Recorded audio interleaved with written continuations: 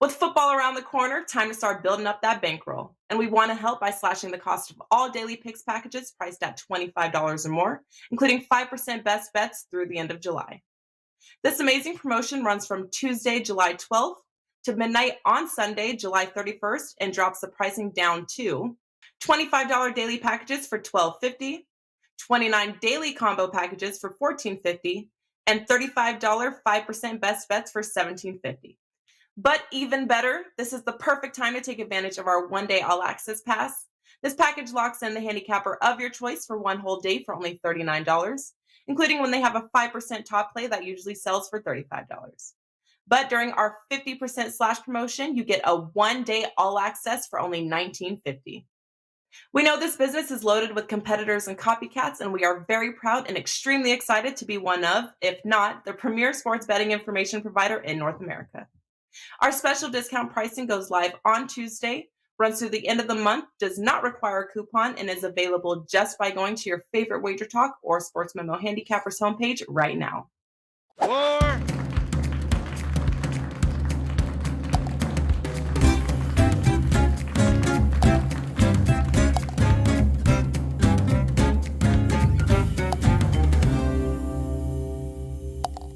Hello, everyone. We are back for another week on the PGA Tour, which means another episode of Tee Time from Vegas. I'm Nick Borrman of WagerTalk.com. With me, as always, Andy Lang, also of WagerTalk.com, here to break down the Rocket Mortgage Classic, the second to last, the penultimate, if you will, tour event before the FedEx Cup playoffs begin in 2 weeks' time, so can't wait for that.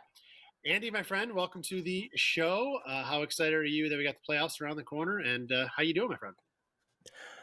Doing really good. Yeah, it's crazy to think we're coming up and then the season. Just a lot of crazy things going on in the sport of golf. I think we're going to be looking back and saying this might be one of the oddest times to be betting on golf. You have guys moving to different leagues. We've got the championship coming up, and then, of course, everything's kind of up in the air because the 2023 schedule is going to be completely different. But I actually think this gives us advantages because the books are in the black on a lot of these things. And so I find this a really good time to be cashing bets. So looking forward to it, coming off another winning week. That's 8 weeks in a row. So hitting my stride at the perfect time as we go into the playoffs. So how are you doing, man? Yeah, you've been on fire, man. I love doing the show with you. You always got good plays, and as long as I'm not opposite you on the players to avoid, I usually feel pretty good after leaving the show. Rumor has it, and by rumor I mean you telling me 2.5 minutes ago that the LIV Tour actually has some bets available this week. Is that correct, Andy? That is correct, and actually it's going to be one of my best bets, and I'm going to give it out at the end of the show, but the lines are up. And I have a funny story that goes along with this bet, but it's part of the package. So I figured why not unleash the first live tour bet for my career. Awesome, man. Well, I have to go. I haven't looked at it myself. Honestly didn't even look because I just didn't think they were out there. They weren't the first two. So I'm going to go take a look after this show for sure. So, but here we're going to be talking mostly about this week's Detroit Rocket Mortgage Classic. Before we get going, let's let everybody know of the package promo we have going on. WagerTalk is still doing the 50% off pricing through the rest of the month. So this will be the last golf tournament. You can get the 50% off price. Andy and myself both have 5% plays, which I did not have one last week, but I won my 5% at the Open. And Andy has now won back-to-back. And I won't take the thunder on your best bet, but when you win your best 5% best bet play over a guy that finishes runner-up, that's a pretty impressive play. So I'm sorry to steal your thunder there, Andy, but I'll let you talk more about that in a second. But the promo, there's no promo code needed. You can just head over to WagerTalk.com, either one of our pages, $19.50, so 50% off the normal price of $39. So to get all 4 days of coverage for Andy or myself. Andy, as we like to always do when we start the show, let's do a quick recap from last week and talk about our best bets and worst bets. From the 3M Open, I'll let you go first. What was your highlights and what was your lowlights from last week? I went all in on one bet. That's all I had for clients last week. It was a 5%. And yes, it was Tony Finau over Sung J M. And so there's different ways to look at this one. So yes, Tony Finau finished first and Sung J M was runner up. However, pretty watered down field, so not a surprise that both these guys were up at the top. Also, he did win by 3 shots. If he didn't bogey the very last hole when he had the tournament in the bag, it would have been 4. So not sure it was that close. And then the other thing was, obviously when you have a 5%, we're following these plays, shot for shot. And Sung Jae was up 2 shots at the end of the first round, and I was confident because Sung Jae was hitting long putt after long putt, like saving pars. I just thought this isn't going to win. And Finau played great. He outscored Sung Jae in rounds 2, 3, and 4. So, and then the other thing, I've been on the opposite side of this. I remember years ago I had a bet involving John Rahm and Charles Howell. This was when Rahm was a newbie. And I had Howell over Rahm, and Howell finished second, and Rahm won the tournament. So I've lost in this scenario before. So it's good to finally, gosh, what is this, 6 years for, like 5 or 6 years later to finally, we always say it evens out. Finally, it evened out. Worst bet, I gave out Bo Hostler over Cameron Champ on the show. Hostler was awful. He missed the cut by a mile. Champ was bad in round 1, rallied to make the cut, and then had a great finish. He played spectacular. Rounds 2, 3, and 4. But even if Champ had missed the cut, he was going to finish ahead of Hostler. So that one was kind of a never in doubt loser. So how was your week? My week was uneventful. I did not cash the outright. I had Sung Jae Im as one of my outright plays, so I was wholeheartedly rooting against you on Sunday. So I apologize for that because usually I don't want to do that. But Sung Jae Im, he ended up being my, I guess you'd call it best bet because I did have him backed up with the top 10 and top 20, so I more than covered the outright play on him. But my worst outright play of the week was Riley. Davis Riley outright. He missed the cut, wasn't even close. My other outright selections all made the cut, but nobody really was in contention other than Sung Jae Im. So it was a down week for me. And that's, with that's the difference of styles for Andy and myself. Andy's going to take more of the matchup style betting with occasional others, but and he can go 8 straight weeks. I am betting outrights. I'm going to tell you right now, I will not win 8 straight weeks in a row, but I'm hoping to cash one out of every few tournaments, enough to then cover several weeks in a row. So it's a different strategy, but fun nonetheless. So as we move on, Andy, to this week, in Detroit, we have the Rocket Mortgage Classic. As we usually like to do, we want to start off this show looking at the top 10 strokes gained graphic heading in. And Finau, he was number 2 on the list last week. So once again, another winner right from this graphic, like we always like to do. So that is now a cool 65% of tournament winners this year in 2022. That is ignoring the now 3 alternate field events. So it's only been the main events that have happened each week. 19 to 29 winners have come from within inside this graphic.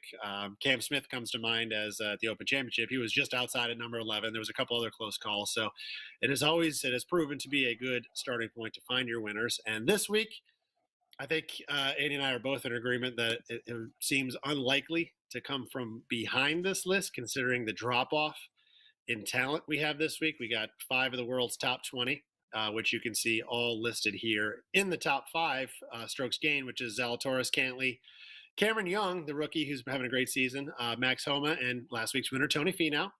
And then you got a couple of guys that have been playing pretty well all season.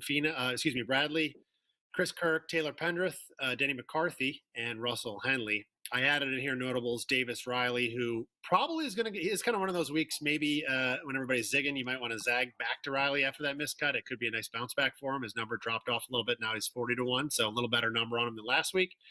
And I threw Cam Davis in there purely because he is the defending champion, but he's actually been playing pretty well. And even, as you can see, a little bit better over the last 3 months as well, coming in, gaining just over a stroke gain. So that's your top 10 for this week. I will certainly be focusing my attention on the outrights in that graphic. Andy, let's talk a little bit about the course in the field. We have Detroit Golf Club. What should the viewers know about either the course or the field this week? They should know, based on where it's at, you're probably going to hear police sirens at least once throughout the tournament. I think you could say similar to last week in that not a lot of defense on the course. I think there's only one hole with water. They do have some trees, so really, really bad wayward tee shots can get you. But for the most part, this is going to be geared more towards the heavy hitters. They've got par fives. One of them's over 600, but the other couple are gettable for the long players. They've also got, I believe it's 3 sub 400 yard par fours. It's pretty straightforward. The weather just sets up beautifully for a birdie fest. And reading up on it, looks like that's like what the course officials actually want. Like they're watering the greens, but not really the fairways. So they want it to be like a crazy low score. So if you hit your fairways, you're going to get roll, and then you're going to have receptive greens. So look for scores, I believe, similar to last week, maybe even a little bit lower, depending on if we see somebody go real low. And, kind of what we saw last week was Piercy gets really out in front, and then, of course, he fades, but everyone else had to really, push it, and, pedal to the metal. There was no playing conservative on the weekends. So I think you're going to see several guys go pretty low here, but pretty straightforward course. I don't see very much difficulty in it. The only thing that can be a touch tricky is the greens. A lot of them are front to back, but at this level of talent, Nick, I don't see them struggling too much. So what's your takeaways on this course? Yeah, that style green you mentioned is a classic Donald Ross design, which this is. I've noticed a few trends out there as people are kind of circling on Kevin Kisner this week as a guy that's won on Donald Ross before and played well here before. But yeah, to kind of piggyback on your thoughts on the course, stock part 72, a little over 7,300, but it seems to be set up where it's going to be a bomber's paradise. I mean, there's like last week we saw a lot of water in play off the tee. This week hardly has any. I'm actually not sure if it has any. Rough is pretty tame, so you can miss. There's not a lot of trouble off of the fairway, so really no disadvantage to miss the fairway because most likely you're going to have a wedge into a pretty receptive green. So I think distance and getting those short clubs in your hands will be a major advantage this week to attack with those wedges. So do look for guys that can hit it. Doesn't mean that guys that don't hit it far, as Kevin Kisner proves, won't be in contention. But as we look at this is now the 4th year here. 3 previous winners. You got Nate Lashley minus 25. That was the first year. DeChambeau, of course, the biggest bomber of all the bombers, 23 under 2 years ago. And then Cam Davis actually had the highest winning score. He finished at 18 under, and there was a playoff for him to pull through for that win. Notable, I guess, is to say that 2 of those 3 winners were first-time winners on the PGA Tour, which is not that weird to say, given the fact that this is usually a lighter field, but because this week does have a couple of those top guys in good form, I don't think we're going to see that again this week, but you never really know on the PGA Tour. So I'm thinking we'll see a repeat winner this week. One angle I am paying attention to this week, and I recommend everybody take a little extra time to look at, is leaderboard betting. And the reason I say that is because you have the playoffs in 2 weeks, and we know what that means. You got guys grinding over a putt to finish either 50th place or 47th place. And those few FedEx Cup points that could be on the line could be the difference. So you want to look at around those guys, obviously around a number 125, a little before, a little after to get into the playoffs. But even the guys that are near that number 70 mark that could try to position themselves to make sure they get into the second event at the BMW Championship. So I've definitely been looking at that this week. My pack includes outrights, of course, but I'm going to probably have a couple leaderboard bets on some guys that I think are going to be pushing for every little last shot they can scrape over the weekend. So definitely something to pay attention to. As we move into our bets for this week, Andy, I will start first with one outright play I'm looking at. Like I said before, I see very little reason to venture outside the top 10 strokes gained graphic that we started the show with. And I think it's only a matter of time before Cam Young comes through and gets that first PGA Tour win. This rookie he's having a phenomenal year. I mean, he's got 4 second-place finishes this year, 2 third-place finishes, and as he stands right now, he's number 13 in the FedEx Cup. He's the definition of a bomber this week. He ranks number 7 in driving distance, over 317 yards off the tee. And that settles him in at number 2 strokes gained off the tee behind only Jon Rahm. So pretty impressive there. Add in that he ranks number 30 in proximity to the hole probably because he has a lot of wedges into a lot of greens. That would explain his number 9 ranking in birdie average, and all of that is going to be obviously important considering we both agree that this should be a low scoring event. He had a crazy stretch, tie for third, tie for second, tie for third. That was the RBC Heritage, the Wells Fargo Championship, and then the PGA. But then he cooled off a little bit after that. He finished tied for 60 at the Memorial, and then he actually missed the cut in the at the U.S. Open and then the Scottish Open. So. But now he followed that up with a solo second at the Open Championship, made that eagle on 18 to jump ahead of Rory there. But I think it's just another sign of another run coming for Cam Young. So Cam Young right now 20-1 on the outright market. Pretty low odds considering you think the guy hasn't won yet. But I would think we both agree, or most people are going to agree, it's going to come soon for Cam Young. And in this field, this seems like a good chance. So Cam Young is one of my favorite outright plays for the week. Andy, let's go to you for your guys that can trip you up this week. And who are you looking to avoid? I'm interested to hear the big names you're going to choose in this watered-down field that you're going to be avoiding this week.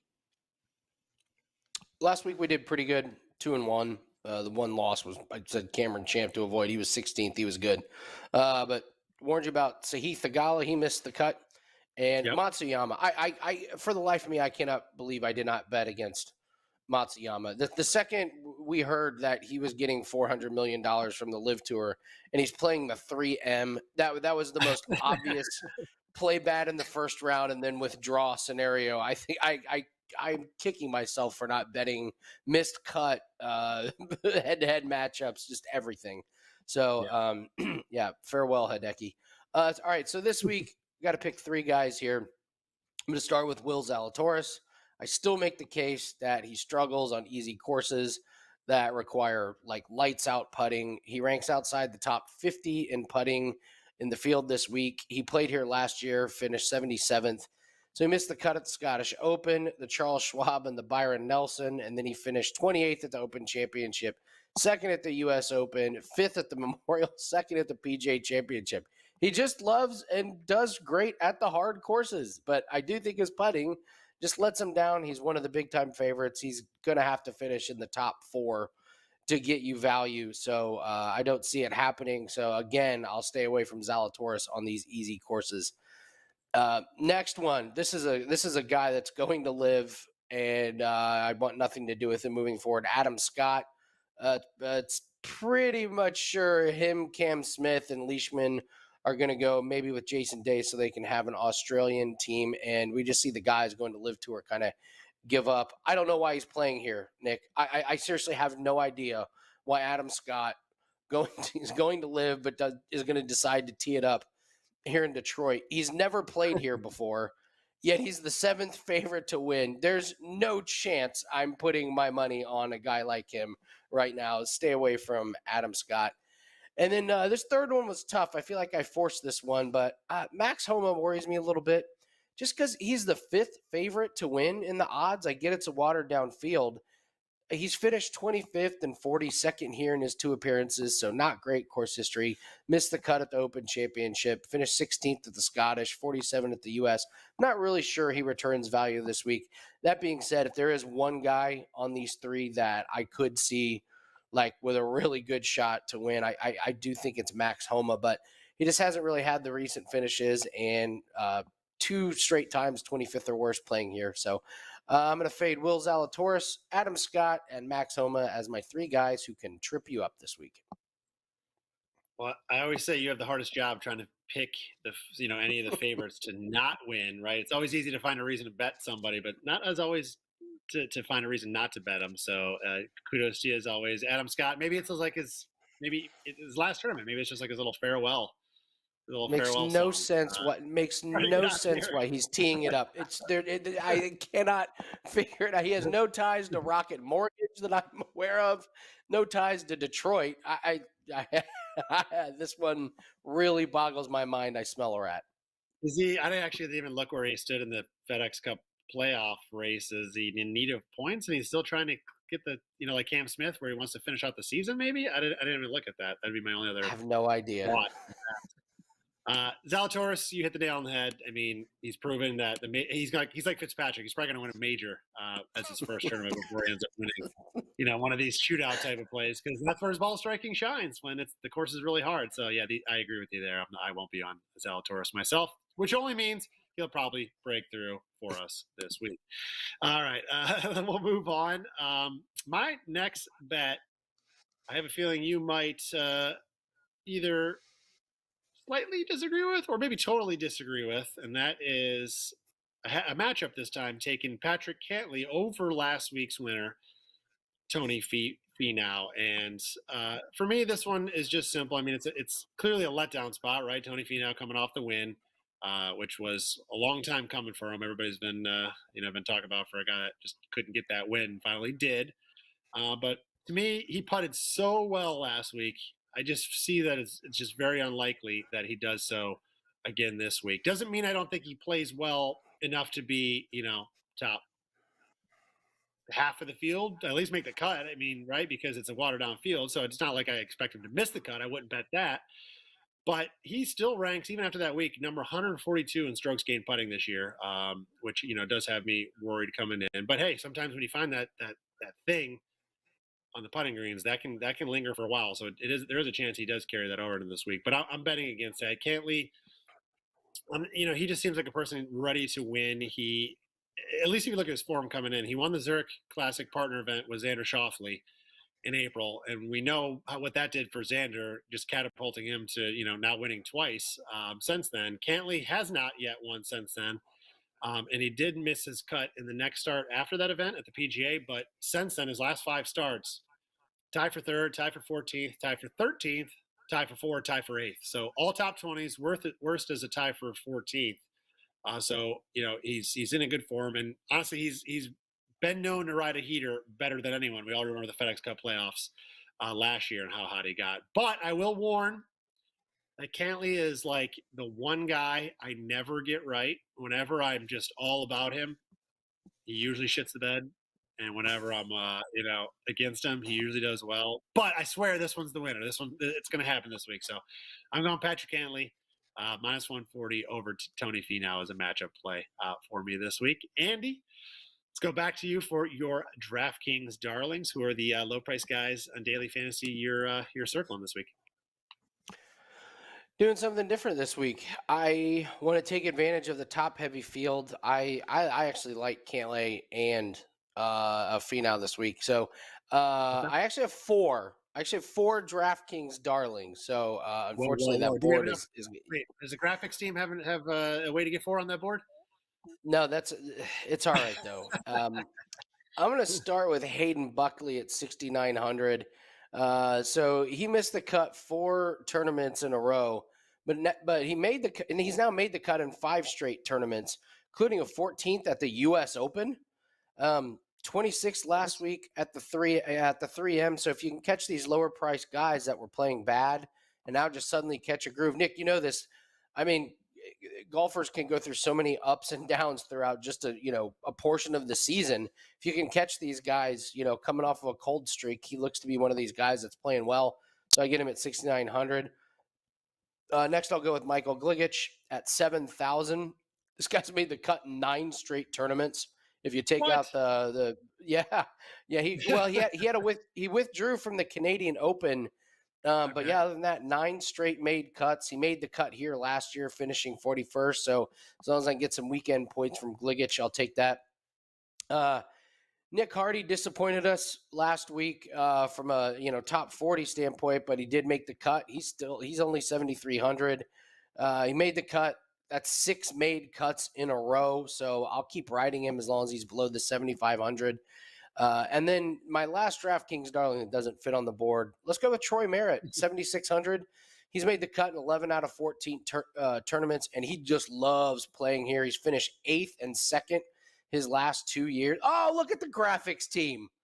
Look at the graphics. They have a fresh board. Oh, my gosh. Good job, guys. So Troy Merritt, and he's only 7,600. So, Nick, I have a guy at 6,900, a guy at 7,000, a guy at 7,300, a guy at 7,600. That leaves me enough money, believe it or not, to put in Tony Finau and Patrick Cantlay. So I'm going with ultimate. I'm going with the ultimate stars and scrubs lineups here. Finau and Cantlay can easily go really, really low, as they're two of the most talented guys in the field.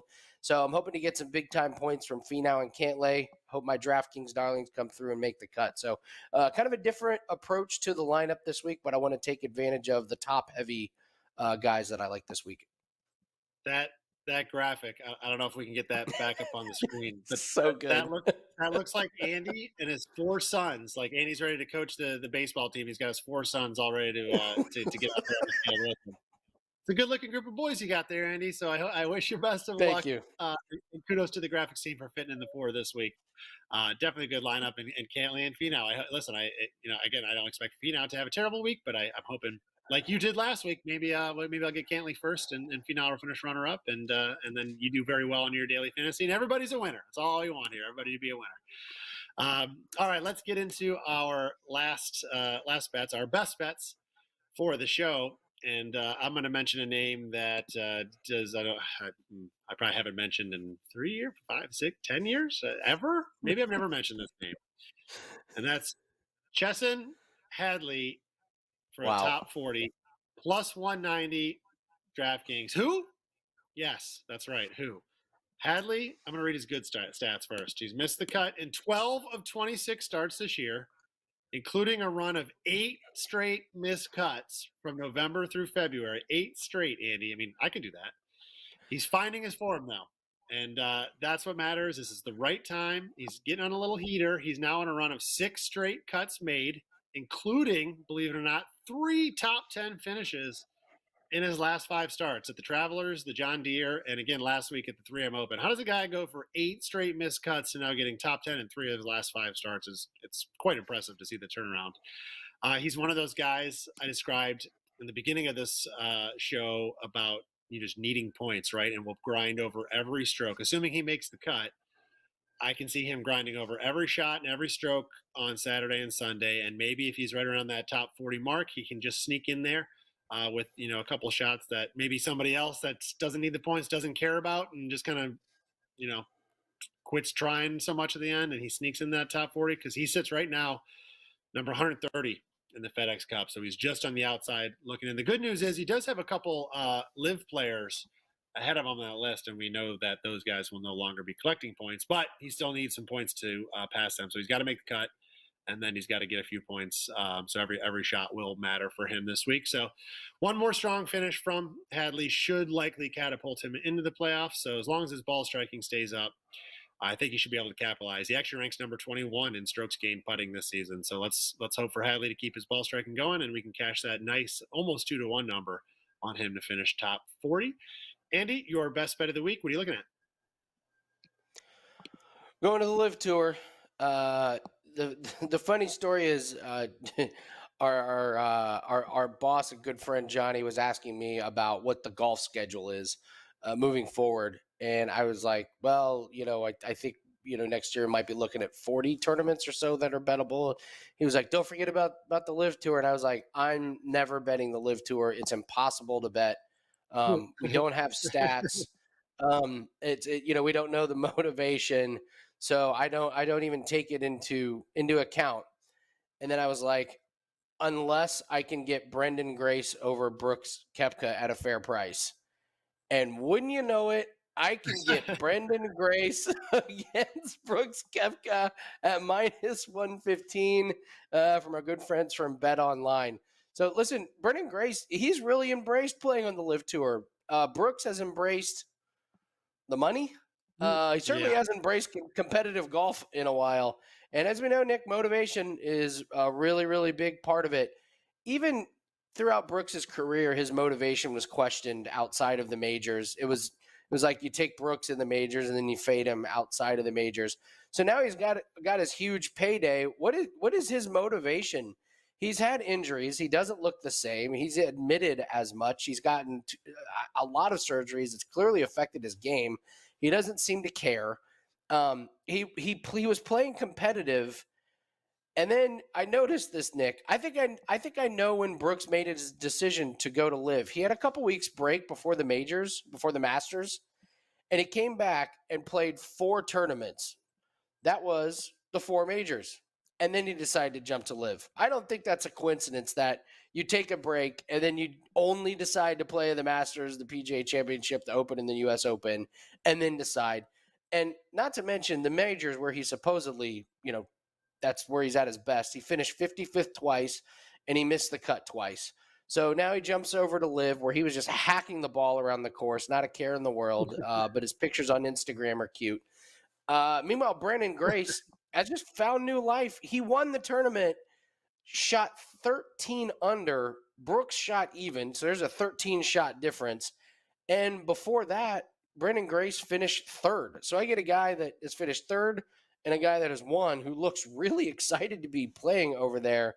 And Brooks Koepka has no motivation anymore. I don't think he cares about competitive golf anymore. And motivation, Nick, I love some of these weird angles. And I think betting against Brooks Koepka is going to be very, very profitable in the short term until the books catch up to him on the Live Tour. So my best bet this week is Brendan Grace over Brooks Koepka. I'm going to tell you right now, I'm going to steal that play, and I'm definitely going to bet that myself because you're right. Koepka is all about does he give a shit or not, and he probably doesn't. So he took his money. He's good for the rest of his career. He can post some pictures of him and his wife having a gay old time out there. So I hope he continues to play crappy golf and we'll win that bet. So that's a good find, Andy. I did not look at the Live Tour yet. I'm glad you told me and the viewers that it is now available. So I will go check that out after this show, which that's it, right? That's the end of the show. Although we do want to talk about our winning score prediction for this week. Last week, I bet 16. You bet 18? Yeah, I think we were right in the middle of it. So, so I don't know who wins it. But go for it. Go for it. I've been going for it the last few weeks. I was going to say Honor has to go back to the guy that won previously. But if you want to give it to me, right, you got to take it. Let's follow the rules of golf. I'll take Honors. We see some incredibly low scores. I'm going to say that they go very, very low. I'm going to go with minus 23. Okay. I'll go, I was right there at the low 20s too. I'll go 20. Give us a little bit more separation where somebody has to win. So I'll go 20 under, maybe, I don't know. They did talk a little bit about wind. It's probably not enough to be a factor, but again, I'll hope for maybe one day it's like, oh, there's a little bit. I don't know. 20 under, you got 23. Either way, we're going to see a lot of birdies. Next week, we got one more event before the playoffs. We have the Wyndham Championship next week, and then we have 3 awesome events to finish out this PGA Tour season. So looking forward to doing that with you. Want to remind everybody about the promo for this week, and that is 50% off Andy or myself's tournament pack. Each of us do have a 5% top play in there as well. So definitely good value. Normally priced at $39. You get it for just $19.50. No promo code needed. Just WagerTalk 50% off July special going on right now. So head over at WagerTalk.com. Andy or myself's capper page to find that pack. Andy, always love doing the show with you, my friends. On behalf of WagerTalk.com, Andy and myself, make sure to hit that like button, and we will see you guys next week for the Wyndham Championship.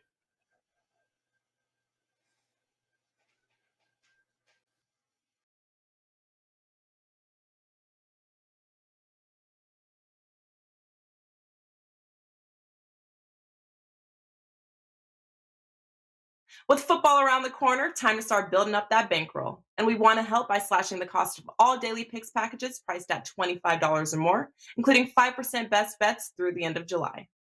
This amazing promotion runs from Tuesday, July 12th to midnight on Sunday, July 31st, and drops the pricing down to $25 daily packages for $12.50, $29 daily combo packages for $14.50, and $35 5% best bets for $17.50.